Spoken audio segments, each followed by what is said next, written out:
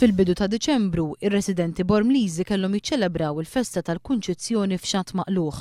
L-istess reġa' ġara f'dawn iż-żminijiet ta' festi, hekk kif ix-xogħol f'Baċir numru 1 baqa' ma rreġistra l-ebda progress.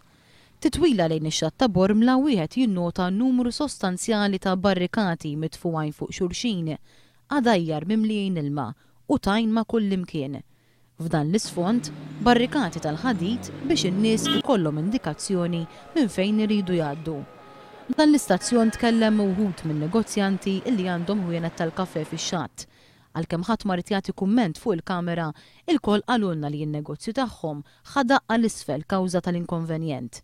Qalu li fi żmien meta x-xogħol suppost jirranka xi ftit, kollox baqa' batut. Qalulna li ftit persuni biss jiffrekwentaw il-ħwienet tagħhom. Il-proġett ta' Baċir numru 1 kellu jkun lest sal-aħħar ta' Ottubru.